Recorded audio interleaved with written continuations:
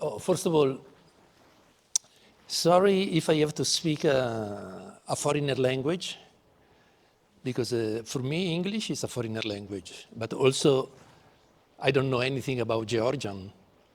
And in the same time, we need to speak with three different languages. One is my home language. The second is the international language. And the third one is the language of the landscape. That is the most mysterious language. And the title, first of all, I don't want to start in this way. We did a very strong work. We had a lot of fight.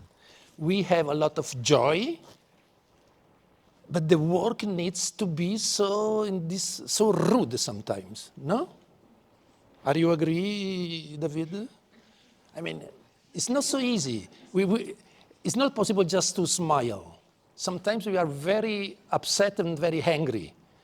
But now, everything is down there, very quiet, and I think that the exhibition is really beautiful, and I want to make my great congratulations to the students.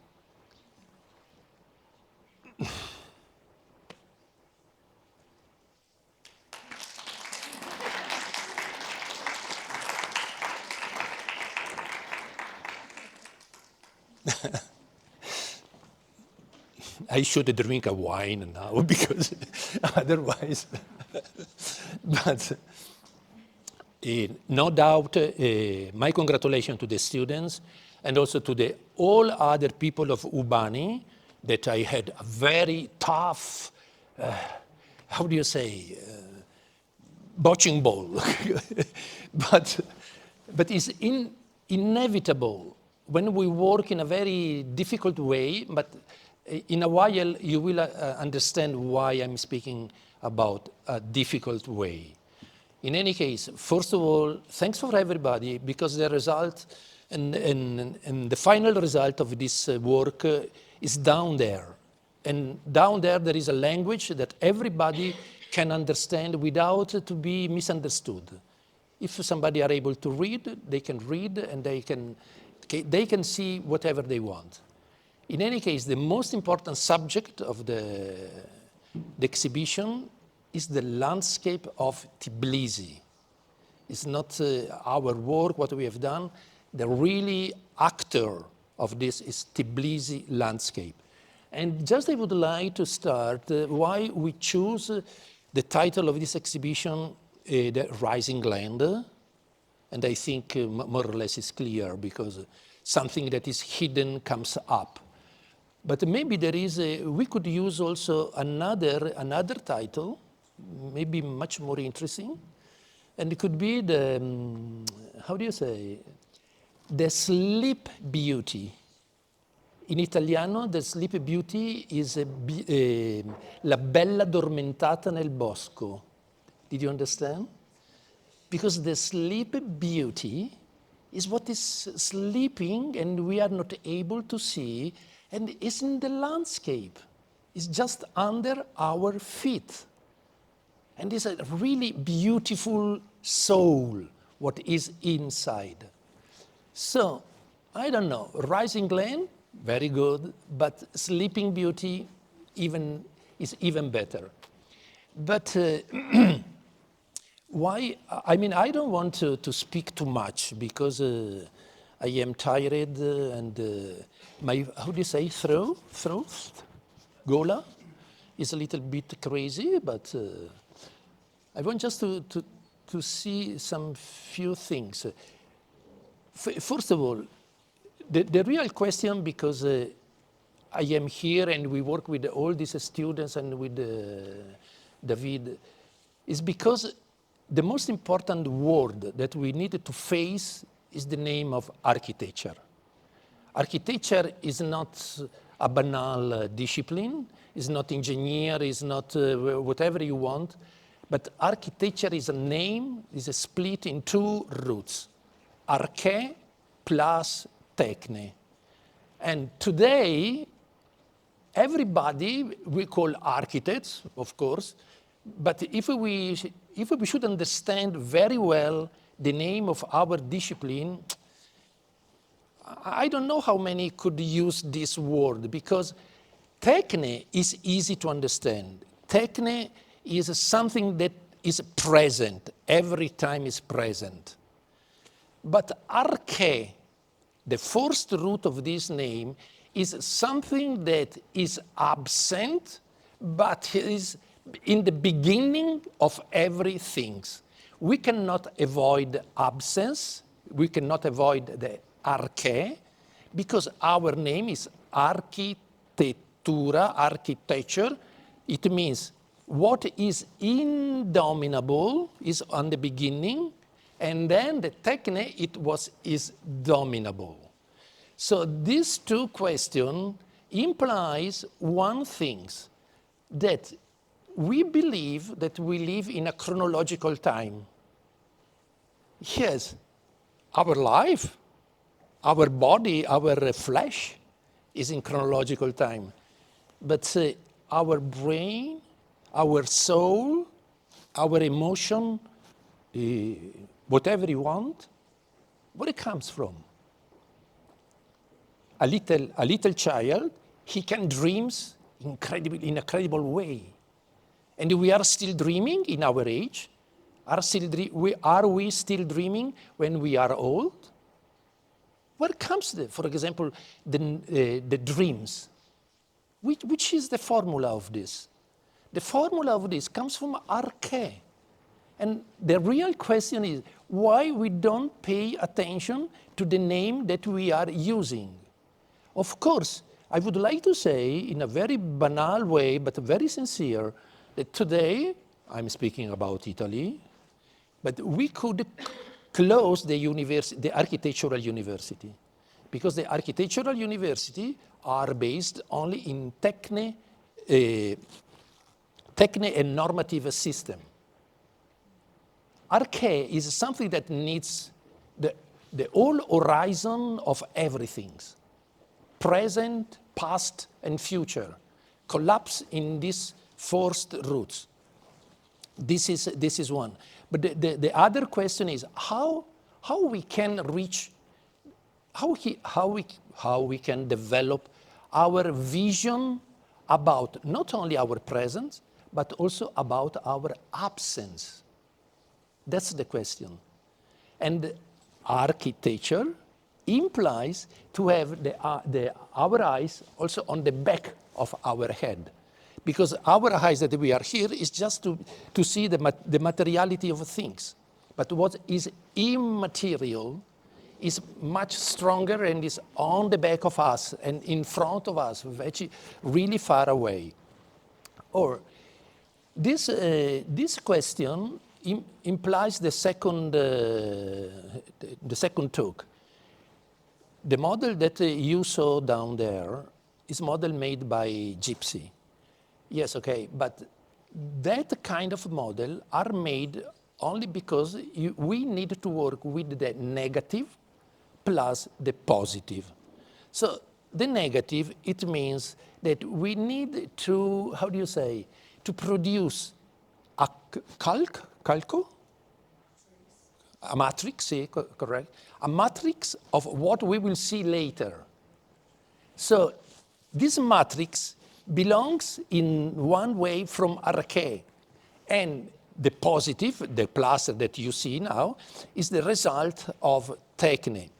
Of course, the techne is a science very precise, and we need to be really precise, but the absence of our arche is much more difficult, much more precise than we think. Without this horizon, we cannot manage the rules of techne. So, and down there, it's possible to see how much effort is indispensable to produce the negative and the positive. But before to say this, I'm going now straight to the third point, the landscape. Oh, the landscape is a very enigma. for our work, because we walk on the landscape and we believe that we are, how do you say, the king of the landscape. So the landscape is like a little baby, real little baby, but the age of this little baby is 1,000,000 and million of years. That's the question. And we need to discover which kind of soul has the landscape. Because we cannot avoid, we cannot fly by ourselves from the above of this wood floor. We are always touching with something concrete, yes, but our head is like is like the sun, is like a star, everything, whatever you want. Our soul is even bigger, but we need to face and we need to be able to create the possibilities to read what is absent. And in this case, the landscape of Tbilisi is for this reason that we call the Risingland, because our effort was to put on the surface the possibility to read something that otherwise is unreadable. Or the model that we saw, that you saw first, they have, how do you say, we need to explain one small question. The scale of the models are very precise. Is 1 to 2,100, 200,000, correct? Yes. But we reduce the horizontal plane of the landscape in a very precise way. But the scale of the height, we cannot reduce in the same way with the scale of the horizontal counterline. Microfono? Oh. How is possible to keep this in front of my mouth now? So, sorry. And I lost the point now. Okay, yes. The scale of height, we needed to take a risk to decide which kind of percent we need to increase this reduction. It's not the same of the horizontal one. So whatever we do, in any case, arrive in a point where everything is indomitable. Because the decision to say, okay, we increase the counter line 40%, 30%, whatever you want, is a risk. But also, when we work with different material like gypsy, and gypsy is powder plus water. And before we needed to work with the rubber. Nothing is predictable, so precise and clear. Every time is, we don't know. There is one indomitability of what we are doing. And then, just at the end, we can understand if the work that we have done becomes something good or not. And it's full of risks. That's the question. But in any case, another definition of the landscape is this also. Is a choreography, is clear? Choreography? Oh, choreografia is the writing of dance. So, of course, we are going to see some choreography in a theater. But first of all, the theater of the landscape is our earth. And the time of this choreography is full of million and million and million years. But it's choreography. It's a writing of dance. But we deny the capability to think that the landscape is something alive. The landscape is much more alive than us. And today, when we use the binary language like 0, 1, 1, 0, that is the language of our computer, for architecture is the worst language that we can use. And for this reason, the landscape is always an erratic, how do you say, structure of meanings and value. But also our work has to be erratic because we are outside the domain of the binary language. And I think that I could stop to make this, how do you say, in Italiano we say lagna. I don't know, come si dice in Georgiano, lagna. Complaining? No, I don't want to complain. Just I want to say that the work is unpredictable and it needs a lot of work and a lot of risks. But, and then I want to close this talk that is so far too long, is why we choose to show the relation of the work that we have done with a literature. So when I came back the second or third time from Tbilisi, and I arrived at home, suddenly I saw on my table this thick book by Nino Haratischvili, L'ottava vita, corretto? È corretto, no? L'ottava vita, and under is for Brilka. And 1,129 pages. And I received that book maybe 2 or 3 months before to come to Tbilisi. But I didn't read it because I thought, oh my God, it's too heavy, forget. And then when I came back with my bag like this and said, oh, strange this book. And I started to read the first line, and then I stopped it after 7 days. I read everything, and I noted everything. That book, if somebody wants to read this book, you read it, what we have done with the plaster model. But there are 3, I just, how do you say, extract 3 themes. The first theme is Brilka, is the name of the little girl who the author dedicated the book. The second name is, let me see. Oh yes, is the chocolate, the hot chocolate. The perfume that is chocolate goes through all the pages. And the third element is the carpet. All this carpet is the back scenario of everything. So, the first question, Brilka. Brilka is a metaphor of what we did. Brilka is a little girl, but is a very tough girl, that she, even though she was a little child, she wanted to do whatever she wanted. She left when she was young, she bought a ticket, she took a train, she go abroad. So she was very indomitable girl.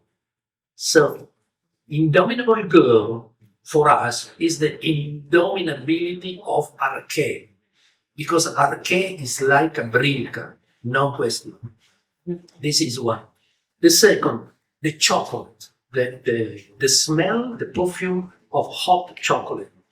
When you read this book, every description of good or bad scenario, there is this smell.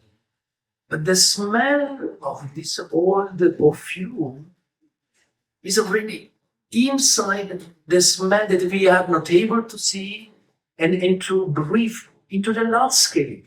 The same question. Because the landscape doesn't produce a smell, but produce fascination.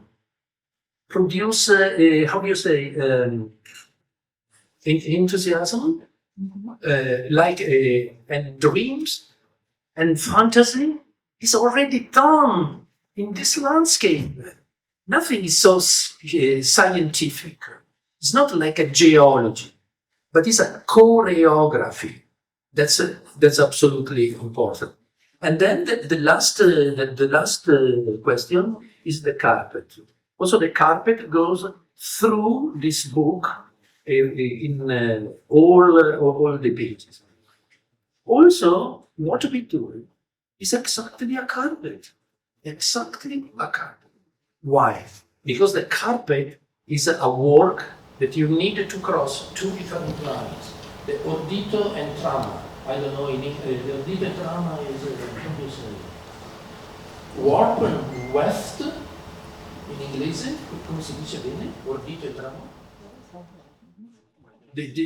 Puoi tradurre te, ordito e trama. So in any case, the carpet, you need to have two main axes. One is a regular line, and the other is the drawing that you want to express.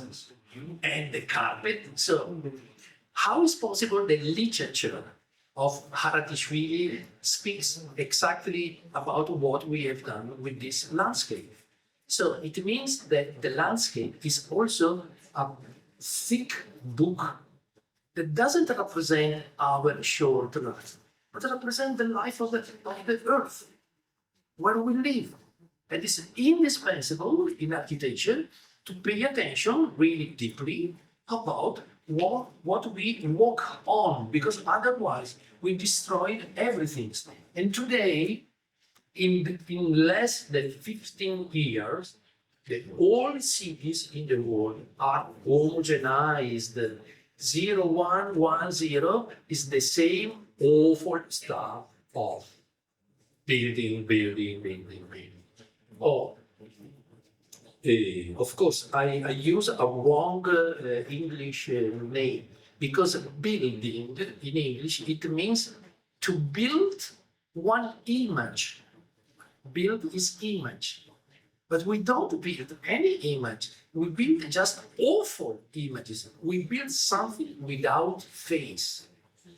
So, for this reason, I think that the work that all the students, all the Ubani, David Brodsky is a big problem every time. But in any case, I think that I am even worse than him. So I want to say thanks for everyone. Stop.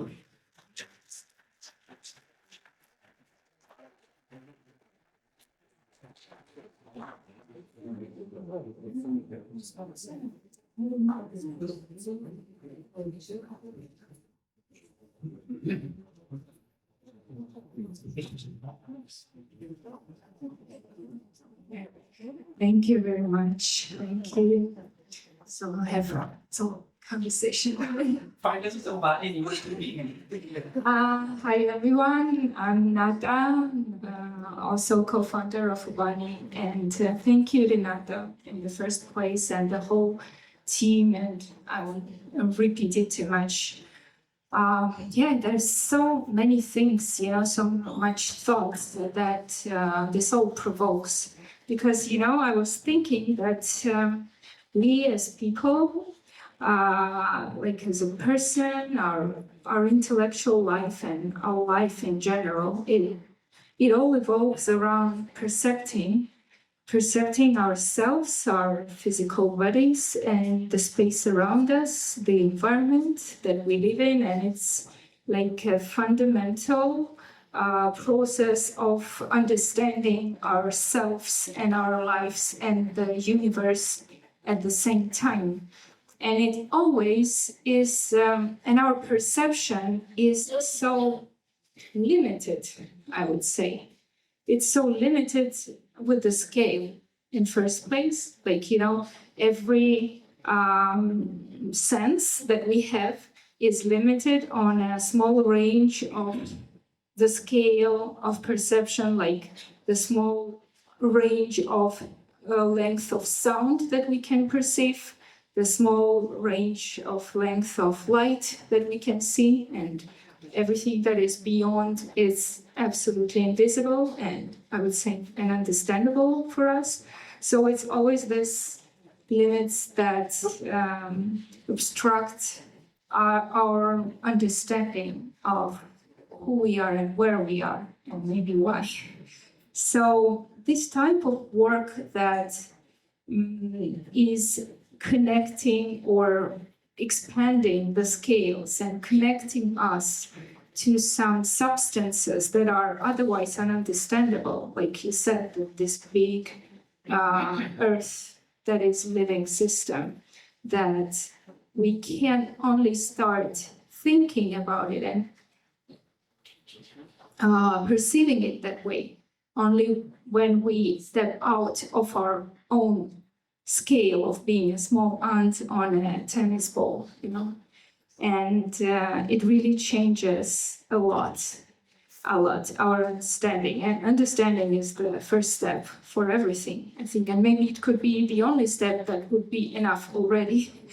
Yes, so I want to just tell two stories that happened right now in the exhibition, because in one conversation with one of friends, we just physically and clearly saw what we know about some parts of landscape, some features of Tbilisi landscape, and how it influenced the whole history of Tbilisi. And it's written in our hollow map text about this bridge, Medefi Bridge, and how it influenced the whole development of the city, of the country, and its history, just because of this specific landscape feature where the river Ghiaie enters the narrow part between two rocks. And it makes it easy to cross the river, so it makes it like a very important point on the trade routes in the region. And on the other hand, with another friend, with Lasha Sukashvili, the geographer, he showed me one amazing thing that they, as geographers, geologists, found out recently, and they are thinking about it, but no one could even just pay attention to that, because we have no media to see that. And he showed me some very interesting situation happening in landscape near the city, where the form doesn't follow the rules of nature, because we are used to perceive our landscape as a result of flows of water, right? And how water flows, how gravity works with water, it forms how this substance is living and taking its shape. But in that one particular part, he showed me how it doesn't work, and it doesn't look normal, or how could it be? So he suggests some tectonic processes that form it that way. So, but how visible and how much insight did you get when you step out of this scale, and how much understanding you get of some medias that are otherwise totally dark for us is incredible. And thank you for that. And I think my first question, sorry for talking too much. And my first question would be, in every drama, if we talk about literature, and in every dramatic plot, we need a change. So you moved from not knowing anything maybe about Tbilisi, from arriving here the first time, for having the first perception with your eyes and your physical body, and then during this whole year, you and the whole team were so much deep into touching and working with this media. What was the change, the insight, the understanding, something that you've brought to yourself, to your own understanding this territory and this space during this work?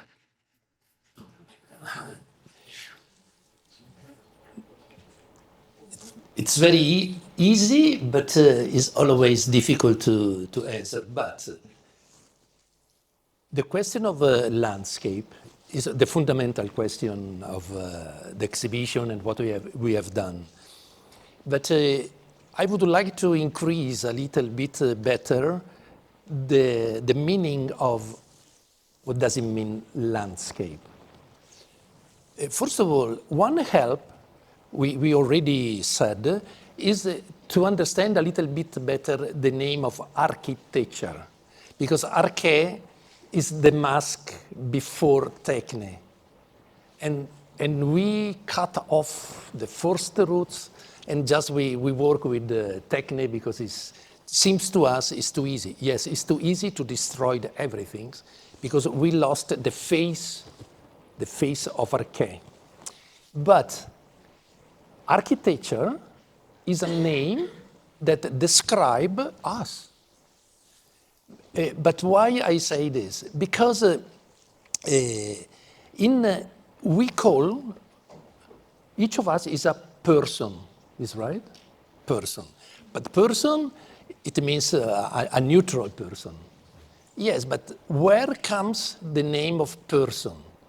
Person comes from a Greek word, and the Greek word is mask, the mask.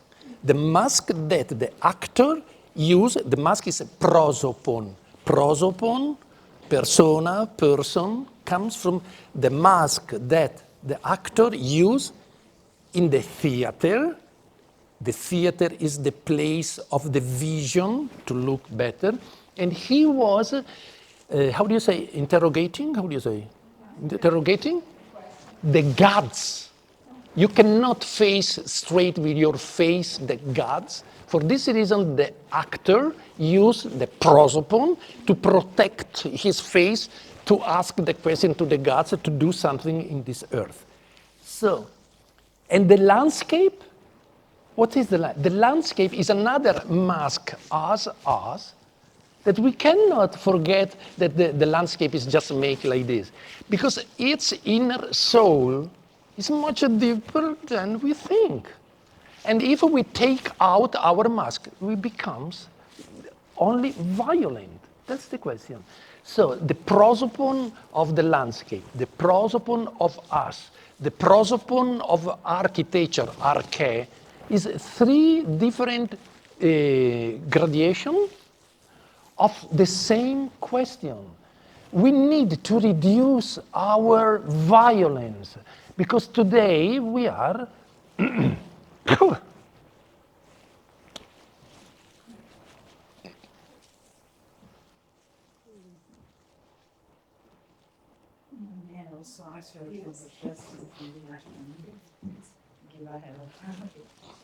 No, the issue was, in fact, you were saying before, which is the scale we perceive in the city.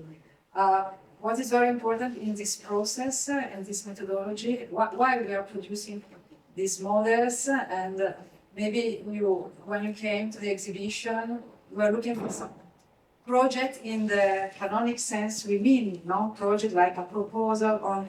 And the project, in the model, in fact, in this methodology is a project because it's rebuilding the scene. We produce models because we are not anymore so able to catch, really, to see the place. We miss the scale. The scale is the power of the landscape, which in fact is in in the hidden memory of the place itself. I mean, we every time we walk, like Renato likes to say, we walk inside our soul. No, it's not the landscape we perceive is the landscape every singularity of us perceive, because every time we have, all the background of everybody perceive the landscape in a different way. No? But these models are, and the book of Brilka, I think, is very important on this, because it's the story of generations of a family. And these generations is the deposition, the depository of the geography, the orography that in the models come out, which are, Risingland, connected to the book. It's really talking about these sheets And okay, by chance, it was almost the same number of sheets, the ones of the book and the ones of the layers composing the zenital landscape model. But in fact, this the seventh generation of these women, of this family, and the layers composing this orography is so dynamic like our life is. And we are, since the 17th century, we started making representation of cartography by a zenital point of view, no? And this point of view really switched the way we know places, because it becomes a control, dominion way of seeing. So we do not explore anymore, we just control, no, place. And these models, in fact, try to put back the three-dimensionality of the explorative way of seeing, to put inside places, again, their dynamicity, which is the real life they have, no? Because normally, like here in Tbilisi, it's like being on the back of a big giant, the giant of orography of the Caucasus. But if you see the projects, the new projects which are being built so much, so heavily, they don't perceive not even the last vibe of this geography. So in fact, these cliffs are so powerful. They are really like the mask Renato was talking before, and it's invisible to everyday life. So the project of this, the models in this methodology are the main critical device to see. So it's a project in the way that it anticipates the project. And also they are handmade, because it's a kind of, it's a process of, interiorization of the landscape for the people who participate to the workshop. So, thank you so much. It's Susanna Fischer. Now, the exhibition is a very heretic exhibition, because it's really critical against the contemporary culture. But we are not against, it's critical. I don't want to say that the binary language is awful, and it's very important. We reduce, for example, the notion of pain. Huh? It's very nice. But in architecture, doesn't work at all. So, to be heretic, it means to be heretic.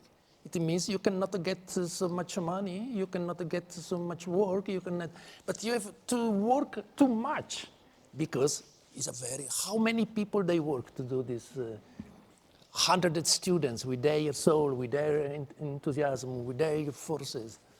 So, for nothing. But for nothing, maybe it's not true. Maybe for something. Because we are smiling, we are happy, we are satisfied, we met a lot of beautiful people. So it's very interesting, this. So, and now I stop. Thank you very much. And maybe someone...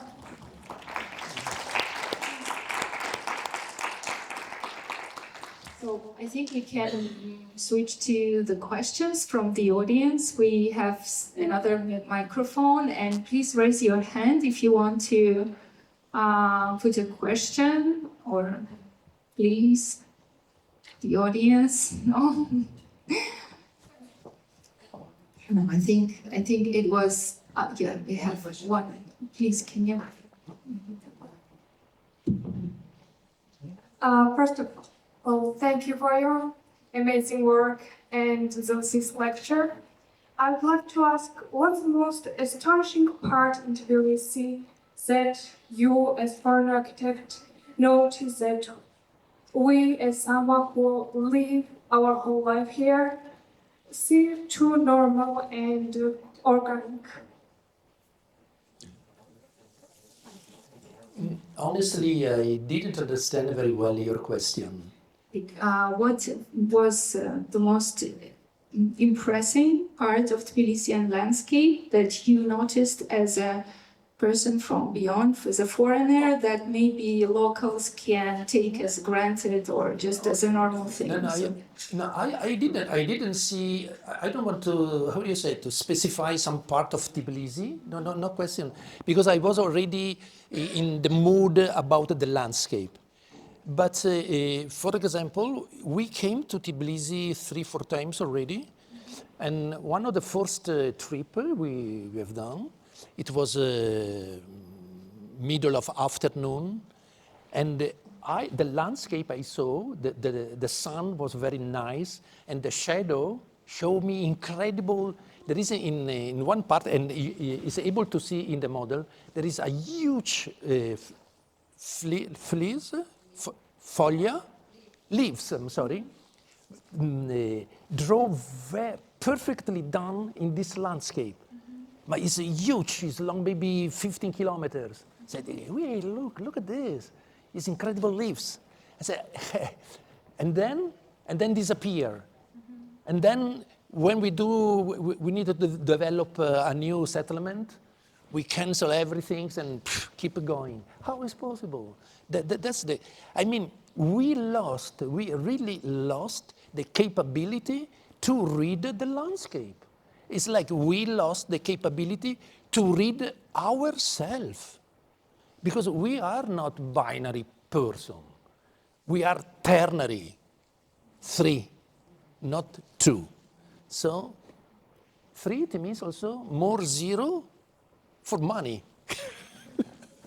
No, I want to how do you say, to reduce the tension of this, because otherwise, but the landscape is not a joke. It's like to write a romanzo, how do you say romanzo? A literature book, okay? Like Aratishvili, okay? She speak about her family. Very interesting, this question.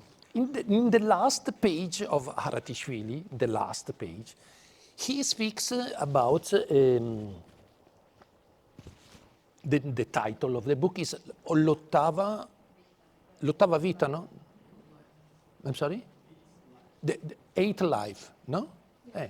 But, and then she speaks about Otto in the last page of his book. But do you know what does it mean, Otto? 8, the number 8. The number 8 is written like this, right? But if you tilt like this, just 90 degrees, is endless, infinito. So the last page goes straight to the beginning, and she should rewrite everything. Hey, 8. Come on, let's do. That's very interesting. Yes, but we lost, for example, the notion to read symbols. Symbols, symbalein in Greek, it means put together something. Syn plus balein, put together, simbolo. And listen, do you know what does it mean, diavolo? Diavolo? How do you say? Diavolo? Devil. Yes, but in Italiano, diavolo is dia balein. Is the opposite of sin balein. Diavolo, it means to whom separate the relation between things. So we are in diabolical time. Hey, we are doing diabolica architecture. No, yes, but I mean, the words that we use, it's not just words, it's like a shield that we have. Because we are prosopon, we are a mask. We cannot take out our mask. And we needed to do as best as we can. Because we are born for this, not for nothing. Yeah, absolutely. As they say.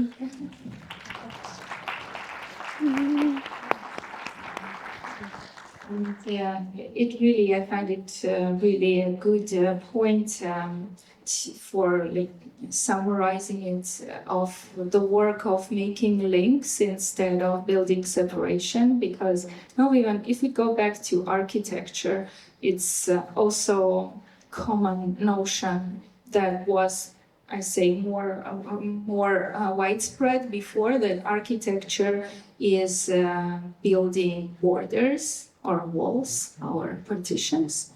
And the more people say that like building links and connections would be like a part of rethinking the role of architecture in a broader sense. So thank you for that. But you asked me to say something more, if I can, just quickly. Yes, sure. But listen, the mask, we are a mask because we call prosopon, right? Prosopon. And do you know what does in English prospect? Yeah. There is a prospect. It's a facade of the building, but facade of the building is a mask, exactly as, okay, hiding something that is not visible, but is expressed in that facade. Facade is also the face.